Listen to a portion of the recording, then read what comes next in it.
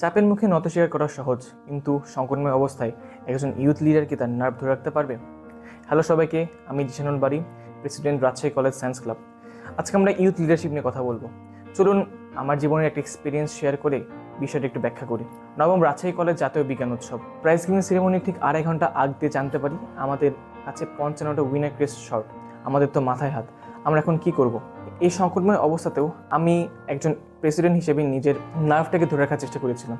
পরবর্তীতে আমাদের যে 55টা ক্রেস্ট শর্ট ছিল, সেই 55 ক্রেস্টের লিস্ট করে আমরা যেখান থেকে ক্রেস্টগুলো বানিয়েছিলাম ঠিক সেখানে চলে যাই, এবং সেখানে আমাদের পরিচিত সুফি ভাইকে পুরো বিষয়টা বিস্তারিতভাবে বলি, এবং সুফি ভাই আমাদেরকে কথা দেয় যে আমরা এটা 2 ঘন্টার মধ্যেই সলভ করে দেব। যদিও সুফি ভাই কথাটা বলেছিল, কিন্তু আমাদের তখনও মাথায় হাত যে আমরা কি 2 ঘন্টার মধ্যে পাবো, কারণ আমাদের যদি 2.5 ঘন্টার মধ্যে এই জিনিসটা সম্পূর্ণভাবে না হয়, তো সেই ক্ষেত্রে আমরা তো আমাদের উইনারদেরকে ক্রেস্টগুলো দিতে পারবো না।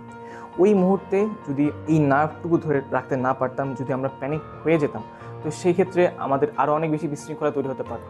বিশৃঙ্খলাটাকে উপেক্ষা করার জন্যে আমরা কিন্তু কেউই খুব একটা প্যানিক হইনি। আমরা খুবই ঠান্ডা মাথায় বিষয়টাকে বিবেচনা করেছিলাম, এবং এরই পরিপ্রেক্ষিতে আমরা খুবই ঠান্ডা মাথায় এই প্রবলেমটাকে সলভ করার চেষ্টা করেছি, এবং আলহামদুলিল্লাহ আমরা প্রবলেমটা সলভ করতে পেরেছিলাম। তো মোটামুটি একটা এক্সপিরিয়েন্স ছিল আমার একজন ইউথ লিডার হিসেবে, যেখানে আমার পেশেন্স বা আমার ধৈর্যশীলতার কারণে আমি প্যানিক হই নাই, এবং সর্বোচ্চ সংকটময় পরিস্থিতিতেও আমরা সম্পূর্ণ জিনিসটাকে একটা পরিকল্পনা মাফিক ঠিকভাবে শেষ করতে পেরেছিলাম।